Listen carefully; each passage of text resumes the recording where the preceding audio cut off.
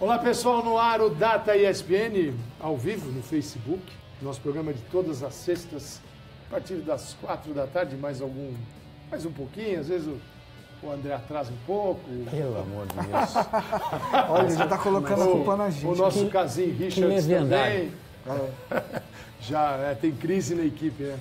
Mas com o André Kfouri, com o Renato Rodrigues, hoje o nosso assunto nós vamos falar dos goleiros.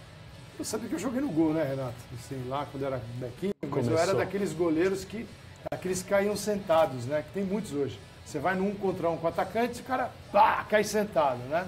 E hoje os goleiros têm assumido um outro tipo de posicionamento, as posições, as funções, né? Mas elas evoluem e a gente tem observado que existe muito conhecimento em torno disso para melhorar o rendimento dos goleiros. Então nós vamos abordar no programa e temos um convidado, que é o Rafael Chiasso. Se eu errei, você me perdoa, Rafael.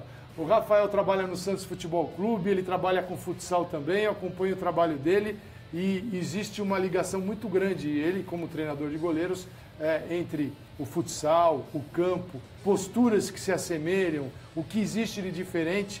Então, seja bem-vindo, é um prazer ter você aqui com a gente para nos ensinar um pouco mais sobre os novos goleiros, os goleiros que jogam com os pés, não só com as mãos, goleiros que fazem coberturas, que jogam mais adiantados. Quanta coisa para o goleiro, Rafael. Está insuportável jogar no gol hoje em dia. Seja bem-vindo. Muito obrigado e boa tarde a todos. Agradeço o convite, é uma experiência estar com vocês. Ainda mais nesse tema, né, que eu adoro, que são goleiros, que é a minha profissão. O que você pode... como você disse bem... Fica à vontade, pode falar. Hoje, como costuma falar, ele pode defender com a mão, deve defender com a mão, pode usar o corpo dele. Ele pode usar, ele pode assumir posturas, né? Eu queria que você falasse para a gente inicialmente, é possível dizer que existe hoje uma nova escola para goleiros e que existe algo que divide épocas? Com novas posturas, posicionamentos, ideias de jogo, conceitos. Existe um momento em que essa história se divide? Olha, eu acredito que sim. Acho que hoje, pelo goleiro, são aos anos anteriores. Eu acho que o jogo mudou muito, né? Hoje está muito em espaços curtos, muda totalmente o jogo a distância, aumentar o e principalmente as ações integradas do goleiro no jogo em si. Ele deixou de ser uma peça isolada, como sempre foi, e agora ele participa. Eu costumo falar, um jogo de 11, assim, de 10 mais 1. Né? Agora, Rafael, existe muita variação entre o tipo de futebol que um determinado técnico quer que a equipe pratique em relação a que tipo de personalidade terá esse goleiro dentro do futebol praticado coletivamente e como se administram certas situações, por exemplo, como a mudança de comissão técnica no meio de um campeonato e o goleiro, ou os goleiros, né, porque os reservas também fazem parte de tudo isso, terem também de se adaptar a uma nova ideia, um jogo diferente, um comportamento distinto da linha defensiva, né? Todas essas variáveis, como que você trabalha, como que se trabalha no futebol em relação ao tipo de jogo que o goleiro pratica? Eu acho que foi ótima pergunta. O modelo do goleiro é muito o modelo de jogo. Eu disse que hoje o goleiro ele é integrado à equipe, né? Então ele depende exclusivamente do modelo de jogo do treinador. Dependendo do modelo de jogo, ele vai mudar totalmente as ações. Eu acho que o exemplo mais clássico acho que é o Sidão, né? No Audax ele tinha um jogo e depois acho que ele nunca mais conseguiu fazer aquele jogo dele, de atuar com os pés e etc. Rafael, deixa eu te perguntar uma coisa com relação a treinamento. A gente fala muito nos programas aqui da questão de cada vez mais você treinar uma equipe dentro de um modelo e sempre buscando a realidade do jogo. E a gente está muito acostumado em ver treinamentos com os goleiros de jogando a bola na mão deles. É claro que tem movimentos que são de aquecimento só, mas como tem sido trabalhada essa realidade do jogo? Porque, como você disse, o goleiro era sempre um cara que praticava outro esporte e não futebol. E como que o treinamento pode ajudar goleiros que, por exemplo, a gente tem goleiros mais velhos que não pegaram esse tipo de treinamento desde a base e que agora estão passando por transformações. Pega o Vanderlei aí no Santos mesmo, durante o trabalho do Dorival, ele ganhou muito essa questão do trabalho com os pés, talvez é um dos goleiros que mais trabalharam com os pés no ano passado. Fala um pouco pra gente da questão do treinamento, que é ali que sai o comportamento para o jogo. Eu acho que essa é a principal questão hoje a se trabalhar, porque os goleiros mudaram, tá, como a gente já falou, e o treinamento ele tem que mudar. Como eu já disse, hoje é tudo muito integrado com a equipe e o treinamento eu acho que precisa ter mais discussão de contexto de jogo. E o treinamento de goleiro sempre foi muito aquele, o treinador chuta e o goleiro defende, o treinador chuta e o goleiro defende. E ele nunca foi responsável por leitura de jogo, ações coletivas. Então, eu acho que esse fator do treinamento é o que tem que mudar. Que ainda, assim, alguns mudaram, outros não. Eu acho que tem muito fator cultural nisso tudo. Eu acho que a principal mudança é essa. Você vê, às vezes, alguns trabalhos que eu costumo a dizer, né? Alguns lugares o goleiro não trabalha nem no gol, ele trabalha num cantinho lá no gol, totalmente na lateral do gol. Então, assim, ele já fica totalmente fora de contexto ali. Viu, Rafael, assim, depois de muitas décadas aí, algumas, né? Trabalhando com futebol, trabalhei assim, fui repórter e vi muitos treinamentos de Tele Santana, Cilinho, de treinadores assim que realmente estão na história do futebol brasileiro. E sempre o goleiro era algo distinto, era algo à parte. O goleiro realmente não fazia parte, era uma ideia do futebol, não é uma crítica a isso. É só que o goleiro hoje ele tem que estar presente. Tanto que quando a gente faz menção a sistemas táticos, a gente fala o quê? 4-4-2. O goleiro está fora. E alguns autores fazem questão, e eu acho que eles estão certos, de 1-4-4-2. Na literatura. 1-4-3. Na literatura, assim, que você encontra algo, assim, questões mais elaboradas, sim, científicas, né? O goleiro está presente. Porque o goleiro já está fora até disso. Eu queria que você falasse um pouco para a gente o seguinte. Lembro que, anos atrás, quando o Rogério Ceni ainda jogava, o Rogério apareceu assim nas jogadas de mano a mano com o atacante, 1 contra 1. O Rogério passou a assumir uma postura mais de parar à frente do atacante, fechar espaços assim, tentando com os braços e as pernas aumentar o campo de defesa, mas sem se atirar, sem dividir, que era aquela escola que a gente tinha. E o Rogério apanhou muito por isso. Né? O Rogério, porque chamou tanto a atenção que ele foi criticado. Tinha muitos casos que ele tomava o gol ajoelhado e as pessoas falavam, o cara tá ajoelhado. Exatamente. Então, isso essa postura do goleiro hoje é talvez a que mais chame a atenção em relação a posturas antigas, porque é algo que você encontra muito presente no futebol europeu. E aqui está começando. Alguns goleiros têm condição, outros já têm tanto tempo de estrada, né, André? Que não vai mudar mais. Os comportamentos já são difíceis, né? Precisa de muito esforço e muita vontade. Mas como eu disse, até falei para o Rafael agora, eu acho que o Vanderlei é um caso que você consegue. Se você atingir um nível de treinamento bom, com conteúdo, que você repita várias vezes isso, você consegue trazer, cara. Eu acho que o Cássio do Corinthians mesmo era um goleiro que tinha muita dificuldade na reposição, por exemplo. Quando eu estive lá, o Mauri Lima trabalhava muito isso com ele. E hoje ele tem uma saída mais longa. A gente até fala muito disso, Rafa, que até a quebrada do goleiro, o tiro de meta, a bola que ele levanta e quebra, ela pode ser trabalhada. Ela tem que ser direcionada, ela deve ser trabalhada. E às vezes a gente pensa... E antigamente a gente via o goleiro que jogava a bola pro alto e pau. A bola ia lá no Jornada nas Estrelas e descia. E aí, Rafael, o que você pode dizer pra gente dessas posturas que chamam tanto a atenção e dos benefícios que elas trazem? Não é porque alguém resolveu mudar simplesmente, é porque entendeu que ela é mais benéfica para o goleiro. Não, perfeito, exatamente isso. Eu acho que a partir do momento que, como já falamos, o jogo mudou, as bolas, principalmente dentro da área, hoje elas estão muito comuns. Então, os chutes de curta distância estão como hoje. Acho que no Brasil as ações. Oi, estão me escutando? Travou, vamos ver. Mas agora voltou. Se volta. Vamos ver, continua, Rafael, vamos ver se volta bem. Eu acho que o jogo mudou nessa necessidade da gente precisar trabalhar as bolas de curta distância, que a gente nunca pensou nisso, principalmente porque tradicionalmente as bolas cara a cara nunca é culpa do goleiro tomar o gol. Geralmente, se o goleiro defender, defendeu, mas ele está na cara, então não é culpa dele. Por isso que o goleiro acho que nunca se preocupou nisso, né?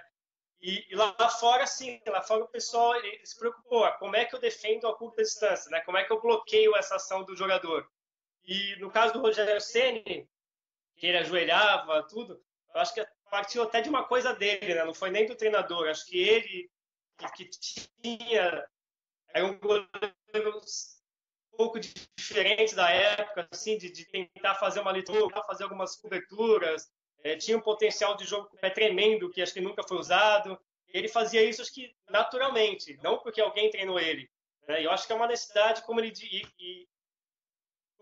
como disseram aí, eu acredito muito no treino. Eu acredito que se você tiver um treino certo e o atleta se comprometa a atingir essa meta, eu acho que qualquer goleiro consegue mudar isso, sim.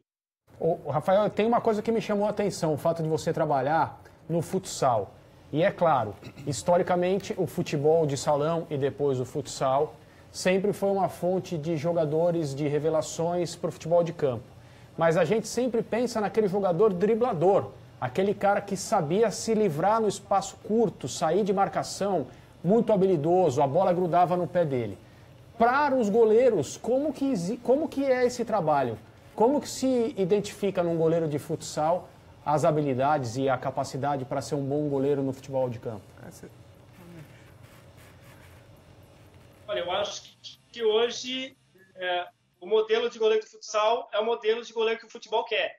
Porque o futsal já há bastante tempo o goleiro trabalha com o pé, o goleiro já está integrado ao jogo, ele já faz cobertura, ele é perito em ações a curta distância. Eu acho que o goleiro de futsal hoje é o modelo que o futebol está querendo. Então, se você buscar essas habilidades do goleiro de futsal e inserir no goleiro de futebol, ele vai ganhar recursos que hoje poucos têm.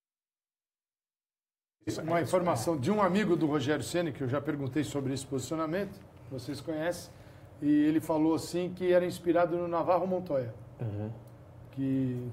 Assim, e confere com o que disse o Rafael, né? Que não era algo que foi uma inspiração, alguém que fez isso antes, e ali o goleiro que assimilou e entendeu que para uma postura, porque é o seguinte, o goleiro quando sai, a gente fala muito de os goleiros estão adiantados, estão mesmo, só que a chance dele tomar um gol por cobertura, que vai ser um golaço, numa ação, num gesto técnico magnífico de quem chuta, é bem menor do que aqueles gols que ele vai tomar por não sair debaixo da trave. Que é a lógica do futebol, que é fazer escolhas e minimizar problemas, entendeu? Eu acho que ele chamou atenção, o Rafael chamou atenção para uma coisa bem legal, que é com relação ao Rogério Ceni e a qualidade que ele tinha com os pés, que não foi aproveitada ao máximo. Porque a gente também não lembra de modelos, que a gente vai até mostrar nas análises de equipes, usam o goleiro como ferramenta. Essa habilidade foi basicamente aproveitada na saída de bola, que era o passe alto, não só jogar a bola para o outro lado, e na cobrança de falta. Mas na construção do jogo, como jogo, e na maneira como o goleiro pode sair da área e iniciar movimentos, ou se apresentar para que a jogada recomece passando por ele. Isso, até para atrair adversário e ganhar profundidade. Parte de uma concepção global do jogo. Exato. Isso. Ele era assim um goleiro habilidoso. Pô, que legal. Ponto final. É uma pena que ele tenha chegado numa época errada. Hoje ele seria um goleiraço.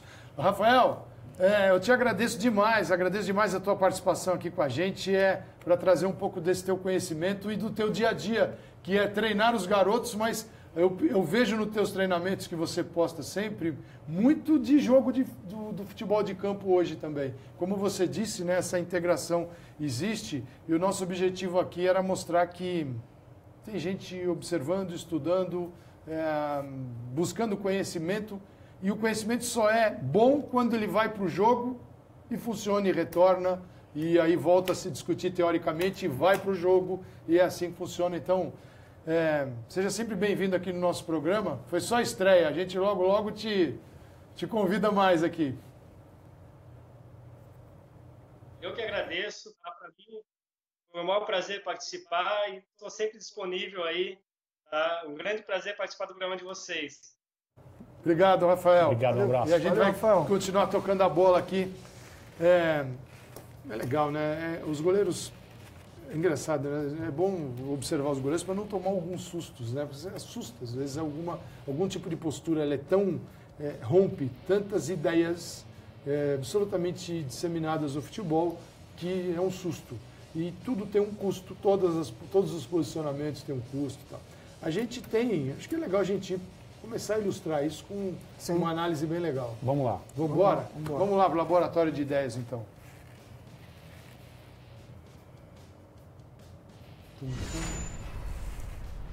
Explique. Aí a gente vê Sérgio Rico, goleiro do Sevilha, inclusive de seleção espanhola. E a gente vê essa questão do comportamento sem a bola e com a bola nos pés. Olha como o Rico já é usado como construção. E olha como ele dá a bola no meio, a bola vai entrar do lado, olha o movimento que ele faz de apoio. A gente fala muito do apoio, do jogador tocar e já abrir a linha de passe. E a gente vê que aí é uma situação de que ele atraiu o Barcelona, participando daquela construção, tendo superioridade numérica na saída, para um quase gol. Para uma bola que se construiu assim. E a gente vê sempre o goleiro, dá uma olhada, jogador do Sevilha pressionado, e olha como ele está ligado, adiantado, abrindo a linha de passe. Olha como ele está atento. E olha como existem jogadas de escape, que esse goleiro já entende. Olha como o 18 vai recuar e vai receber mais uma bola que sai da pressão. Já eliminou metade do time do Barcelona. Se essa bola fosse mais vertical, talvez chegaria mais uma situação de gol. Então, eu acho que é legal falar para o fã de esporte a questão do entendimento disso. De entender que o goleiro não precisa ficar tomando conta da casinha e simplesmente não fazer parte. Olha como agora, numa situação de Sevilha ganhando de 2-1, o Valência tinha acabado de fazer um gol, você vai precisar segurar um pouco o jogo, vamos esfriar, olha como o goleiro participa. 3 opções. 3 opções, a bola vai entrar do lado, olha o movimento dele já. A bola entrou, ele não precisa ficar na frente do gol. Ele já entra, ele já é uma opção de apoio por trás, de um retorno mais seguro. E é o que a gente estava falando, em cima do modelo. Aí é o time de São Paulo ainda, o Sevilha começa a temporada agora com outro treinador, Berizzo. E um goleiro totalmente dentro do modelo. Que não... Ele faz parte do jogo, né? Essa exclusão do goleiro, ela é histórica mesmo. Né? O goleiro hoje faz parte do jogo. E assim tem que ser. Você não pode acordar o goleiro. Ele só participa no momento que a bola é chutada ao gol. Ele é um ponto de apoio, vamos dizer assim, é um apoio constante, permanente à sua linha. E seguro, porque ele tá na zona que menos tem pressão no campo. Entendeu? E é preciso entender o seguinte, né? O futebol, às vezes a gente ouve, o futebol não evolui, o futebol não tem nada para evoluir. De onde sai essa mudança de comportamento dos goleiros? Da mudança da regra. Sim. Porque lá atrás, anos 70, 80, uma bola recuada para o goleiro assim, o que ele fazia? Pegava com as mãos, era uma bola extremamente segura, que levava para outro tipo de jogo. Você imagina um time hoje atrasando 50 bolas para o goleiro pegando todas. Você quer entrar no campo e dá em todos eles. Dá. E o goleiro passa a não poder mais pegar com as mãos a bola recuada pelos seus companheiros, a menos seja com o peito, com a cabeça. Mas, então ele é obrigado a participar. Isso vai criando uma possibilidade, primeiro, depois um estudo sobre isso, até que você encontra o quê? Presente no jogo. Sim, e é muito mais legal. E é um jogo mais legal desse tipo. E tem momentos que o goleiro sai da frente do gol mesmo, e existem pessoas que ficam assustadas. Nossa, o goleiro saiu da frente do gol. E existem treinadores de goleiros que, até dentro do trabalho, do treinamento, pede exatamente isso, para que ele abra a linha de passe sempre fora da linha do gol. Porque se caso também essa bola, esse passe entra para ele e algum domínio, alguma coisa escapa e passa, ele tá fora do gol também. Exato. Então, a questão é essa, entender todos os porquês desses mínimos detalhes. O goleiro que basicamente simboliza, personifica tudo isso é o Manuel Neuer, que é, né, o chamado de super goleiro, porque ele vive fora da área, ele atua como o último jogador de defesa com os pés. Há fotos no Bayern de Munique, às vezes na seleção alemã também, em que o jogo está lá na frente, eu tenho um escanteio para o time dele, e tem uma foto aérea ou uma imagem que mostra o campo inteiro, e o Neuer está praticamente no grande círculo. Sim. E ele tá ali, ele não está ali porque ele acha bonito ou porque ele é um cara arrojado. Ele talvez seja, mas existe uma ideia por trás do posicionamento dele que é a inserção no tipo de futebol que aquele time pratica. Na Europa existe até muito importante ressaltar. Existe até uma denominação para esse tipo de divisão e essa mudança de comportamento que gera a formação e o desenvolvimento de goleiros que são muito diferentes e que são feitos para times que atuam de formas opostas também. Então, na revista do Martí Perarnau, que a gente já falou sobre ela aqui, em outubro do ano passado, foi feita uma matéria uma longa reportagem sobre os goleiros que reagem e os goleiros que se antecipam.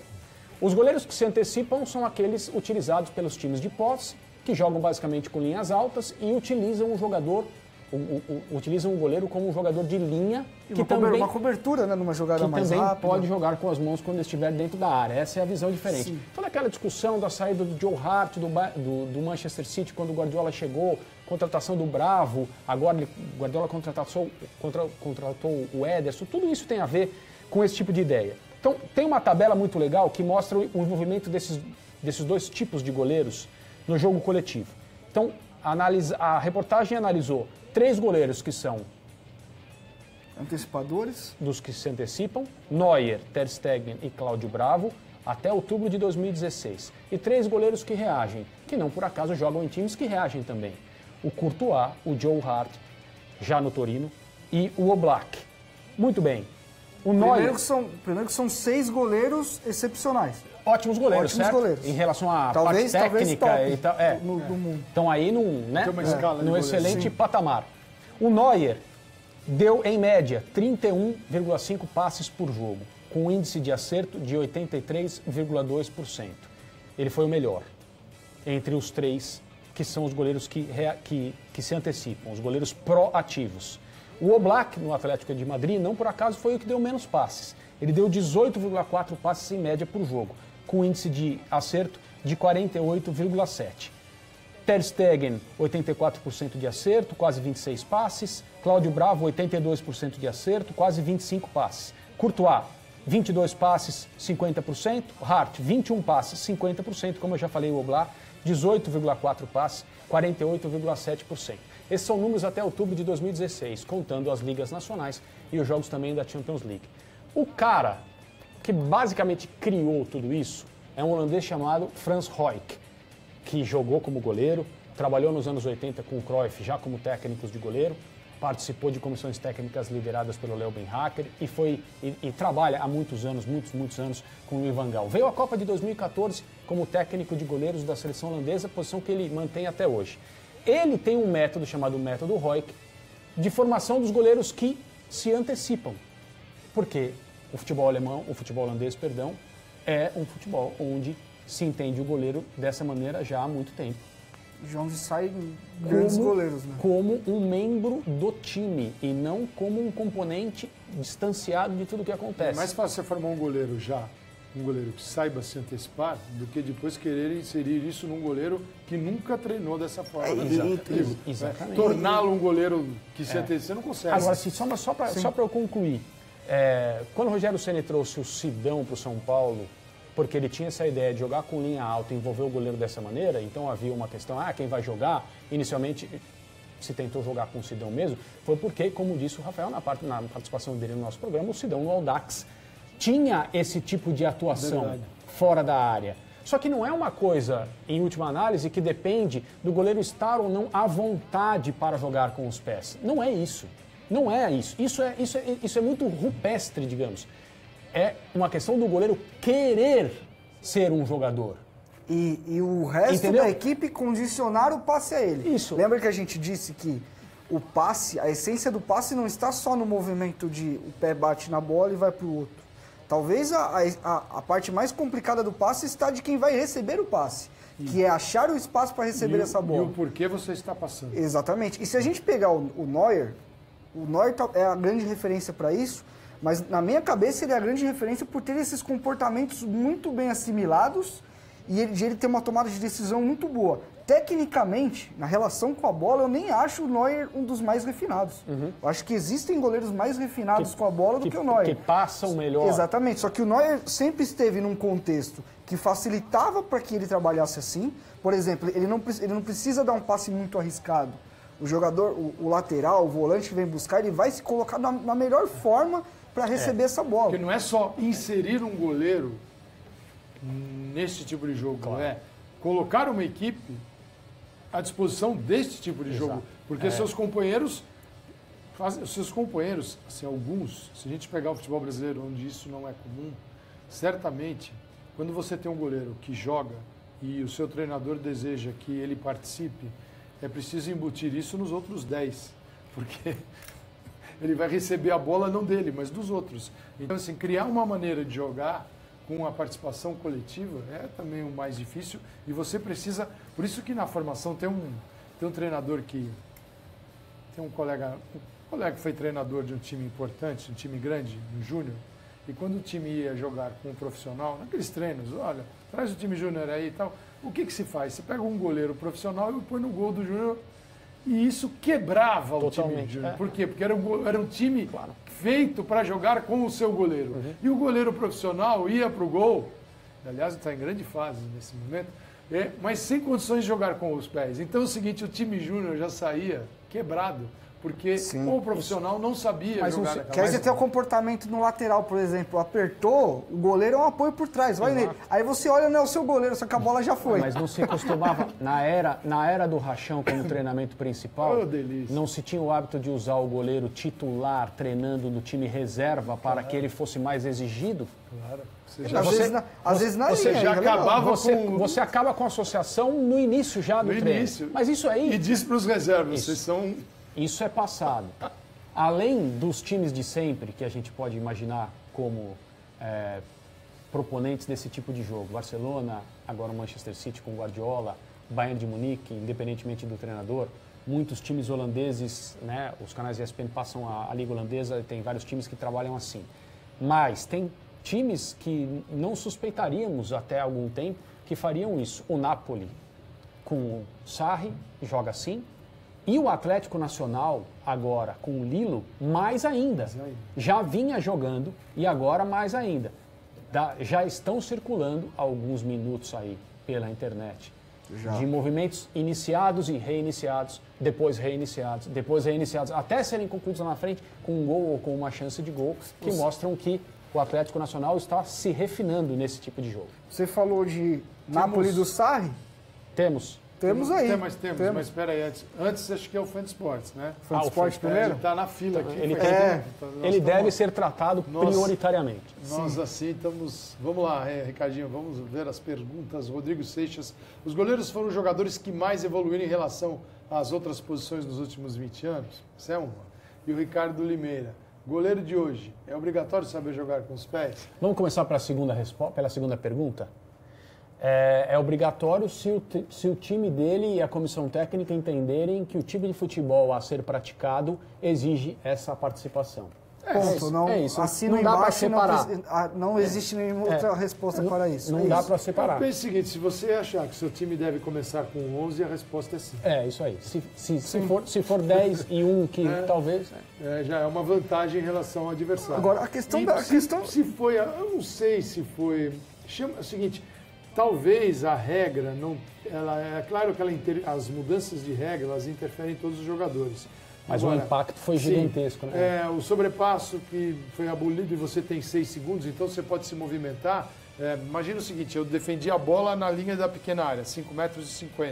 Eu tinha que ficar, não podia caminhar muito com ela, a reposição tinha que ser dali. Agora eu posso caminhar até a entrada da grande área, ganhar mais 10 metros e talvez mandar essa bola Se a gente pegar a Muito regra, mais longe, a vamos regra sair do melhor. vermelho agora o goleiro pode escolher fazer a falta fora da área e tomar um vermelho, ou fazer a falta na área e tomar um amarelo e ganhar o pênalti. E tem um outro aspecto Exatamente. disso, né? E aí, assim, toda a literatura a respeito dos anos Cruyff no Barcelona, num momento em que o torcedor da Catalunha começava a vaiar o time, quando, insistentemente, para reiniciar as jogadas, a bola passava pelo goleiro, então ela às vezes saía do campo de ataque, voltava para o campo de defesa até o gol, e a torcida reclamava, xingava, vaiava, não gostava, tipo, o futebol é para frente e tal. Então, assim, existem muitos lugares onde o recuo para o goleiro ainda é um motivo de insatisfação do tabu, torcedor. É um problema. Então, isso também precisa mudar no entendimento, né, das depende pessoas. do tipo de recuo e a partir do reinício com o goleiro, o que acontece com a equipe. Equipes que não sabem o que fazer e equipes que dentro do seu modelo de jogo, aquela participação é fundamental para reiniciar. Isso. Para liberar o jogo entre Cruzeiro e Flamengo no Maracanã, no Mineirão, tem um lance bem legal de recuo pro goleiro, com o lateral direito joga essa bola no goleiro. O Thiago de primeira, ele já dá um tapa em profundidade pro lateral esquerdo e o Flamengo ali já quebra metade do time do Cruzeiro e ganha campo para atacar rápido. Então é uma questão Falamos de Manuel Neuer, vamos falar da geração que vai substituí-lo, Ter Stegen. Vamos ver? Tem uma análise bem bacana aí, vamos lá. De novo, essa análise mas... que agora mas antigas que você esse daí é o prêmio Puskas do Data. Nenhum gol é mais bonito que esse Aí na está. história. Essa é a jogada que basicamente determina tudo. Exatamente. Mas a gente falou da outra vez muito do movimento do lateral, que sem a bola participa do gol de uma forma muito importante. Mas olha como o goleiro, ele é muito importante para fazer essa superioridade numérica. E tem pressão na bola, hein? Exatamente. Por atrair. Olha lá. E olha como a Inglaterra sobe. E a gente agora vai ver o lateral esquerdo. Esse lance É o Hector, né? Ele não toca na bola em nenhum momento, E induz. mas todos os movimentos dele ajudam a conclusão da jogada. Olha como tem muito jogador da Alemanha. São 4 contra 4 de linha, mas a gente tem um goleiro, então a gente fica em vantagem. Sim. Então, esse é o... Olha o Hector, ele baixa, depois ele sobe, ele levanta a mão, né? E é o apoio constante. E olha como a gente falou de condicionar o passe. Olha como o lateral percebe que ele está atrás do marcador e fala, opa, eu tenho que ajudar o meu goleiro. Exato. Porque ele é muito bom com os pés, ele pode ser o Ronaldinho Gaúcho com os pés, mas se eu não ajudá-lo... Aí o Hector puxa e ele vai ser crucial na hora de esticar a linha defensiva dos ingleses para a jogada do chute sair por dentro. Para arrastar, para ganhar profundidade. Olha lá, Olha o movimento. Ele abre, alguém fica desesperado com a camisa da Inglaterra. Esse é um movimento, talvez... E que é um movimento... Olha lá, ó o desespero. Deixa eu vir aqui porque esse cara vai receber a bola nas minhas costas. E nada. A linha defensiva da Inglaterra está totalmente correta. A bola está descoberta, ela corre para trás. Isso. A questão é o que gerou isso, olha o espaço. E ela tá com 5 ali agora. Exatamente. E o chute Não, do Podolski. eles jogaram com linha de 5 desde o início. E aí o gol na despedida do Podolski. Mas eu acho que Aproveitar o Reina agora. tem o Reina. É legal para ver uma... Ter Stegen e Pepe Reina trabalharam com o Franz Roig. Vitor Valdez Estamos trabalhou. falando de um jovem e de um veterano. Exato. E o Reina bem veterano já. Bem veterano, isso é legal. E como a gente fala da questão de atrair o time, usar o goleiro como um apoio para atrair o adversário para o seu campo e quando essa bola sai da pressão, você atacar em velocidade. Olha o tanto de jogador do Atlético de Madrid que sobe. E uma gigantesca paciência para executar esse jogo, sabendo que tem um motivo para tudo isso. Claro. Que não é um atraso de vida, a bola está ali, sendo Até trabalhada. porque você vai ver a bola decisiva, A saída. a saída da pressão. Por isso que, torcedor, não se desespere. Às vezes a ideia é essa mesmo. O Reina recebe passes dentro da pequena área. Ele está praticamente embaixo da trave. Olha, Aí e aí sai. esse é o passe. Ó, aí sai. E olha em qual situação que o Napoli chega no gol. Praticamente no gol. 4 contra 3 agora. Por causa daquele jogo. Acho que o legal é sempre o movimento do goleiro, a preocupação dele em se colocar na melhor situação para receber o passe e dos companheiros se colocarem na melhor situação para ajudar o goleiro. Bem legal. A gente não vai ter aqui, mas a gente ontem estava olhando junto, né? Já coloquei no bate-bola que era fundamental colocar. Por exemplo, primeiro gol do Santos contra o Flamengo, no Campeonato Brasileiro. É um tiro de meta do Diego Alves. Porque tiro de meta é necessário uma organização. Até conversava com o Agustín Peralta, ele falava assim, que é da escola do Barcelona aqui no Brasil, foi entrevistado nosso aqui, e ele falava assim que ele se espanta um pouco com a desorganização, às vezes, nas cobranças de laterais. É verdade. O cara fica assim, ó. Gente, tá tudo errado. Se não existe uma configuração algo pré-estabelecido. É aleatório no jogo. Pintou aí um lateral. Alguém se manifesta aí para receber essa bola. Dá uma força aí. Né? E no caso da saída do tiro de meta, foi uma saída, a bola vai no alto, sem nenhuma... ela volta. Ela vai na cabeça, ela vai no jogador do Santos. Isso. Aí o Viseu faz o movimento, divide, mas o Santos recupera. De frente. E no momento que recupera, tem 4 contra 3. E Exatamente. é um escândalo de organização. Isso é um tiro de meta, não é uma... Você tem tempo para se organizar. Você é obrigatório ter uma organização. Se a opção é sair com a bola longa no tiro de meta, eu tenho um motivo para isso. Se é sair com a bola curta, jogar dessa maneira, eu tenho que ter outro motivo para isso. O que não pode é uma bola no espaço, viajando, como uma nave sem rumo. É uma das frases do Pep Guardiola, para explicar por que nos times dele não tem chutão e não tem o tiro de meta cobrado dessa maneira. Vamos ver quem vai pegar essa bola. Nem quando é para alguém dividir. Só se usa esse tipo de bola longa, e no Bayern foi muito usada com o Boateng. O Bonucci é um jogador que também pode fazer isso em qualquer time onde ele jogar. A partir da metade ou da intermediária para o campo de ataque, para você ter um mínimo de condição de se defender se essa bola for perdida. E a frase dele é: a bola que vai rápido, volta rápido. Sim. E aí Até porque o lance desse gol, inclusive eu não tinha pegado a ideia, porque eu não assisti esse jogo, eu estava assistindo outro. E o Calçade chegou ontem e veio me falar: vamos ver, abre o gol pra gente ver. E pra mim ele ficou claro que foi uma percepção treinada. Do Santos, né? estratégica. Porque eles ficaram com uma linha de 4 na frente. Entendeu? O Santos se preparou para ganhar essa segunda bola e ter campo, a câmera de trás, que mostra a bola vindo e depois o que acontece no espaço. A cara do que resta da linha defensiva porque o Flamengo não tá com a linha nem toda sustentada. Né? Temos uma tela ainda, no finalzinho do programa, vamos lá. Qual é? Participação dos goleiros. Aí algumas ligas, isso é legal. Inclusive a nossa liga aqui, com média de passes por jogo. La Liga é a que mais usa. La Liga, Premier League, a Liga Francesa, a Série A, que é a Itália, Bundesliga, olha, até baixo na Bundesliga, né? Você tem um Neuer. A gente viu o Neuer. O Neuer dá 50 passes por jogo. A média do campeonato é 7,9. 7,8 só o Neuer. E o Brasileirão ali chegando. Algo que nós estamos enxergando uma mudança, mas ela não está ainda totalmente presente. Porque está vindo uma geração também de goleiros, né? A gente, daqui 10 anos, os goleiros formados pelo Rafael, que participou com a gente... Esses caras vão sair. Tite já falou sobre isso na seleção brasileira. Ele já, em entrevistas coletivas, já disse, ou não lembro se são coletivas em vésperas de jogos, ou se entrevistas feitas com ele, só com ele.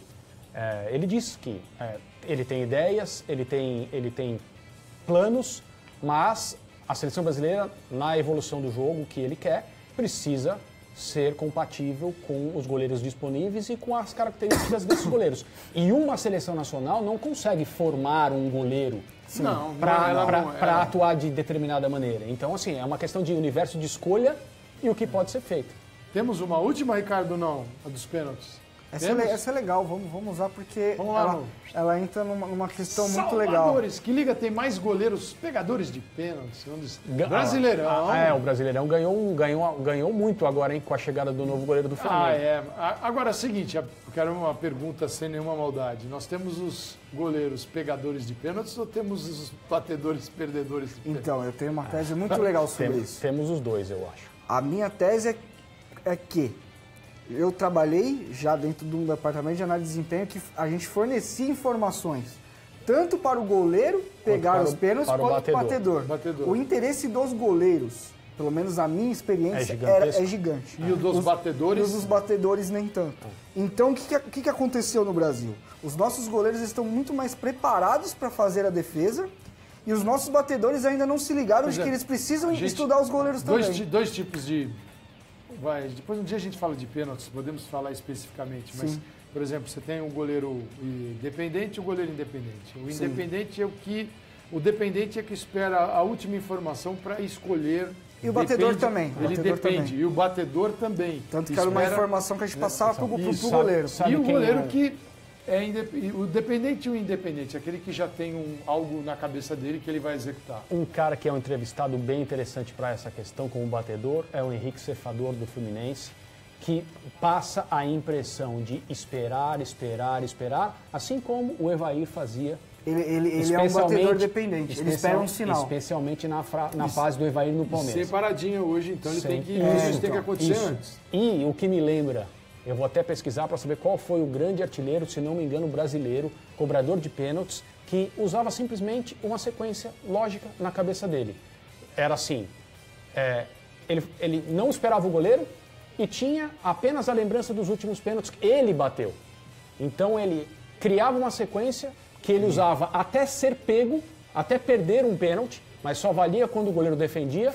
E enquanto não acontecia isso, ele não mudava. Ele falava assim, são 2 do lado direito, 2 do lado esquerdo, 1 do lado do direito, 1 do lado esquerdo, até um goleiro pegar. Pegou a senha, ele mudava. Troca. E tem gente que diz que o tal do futebol não precisa estudar.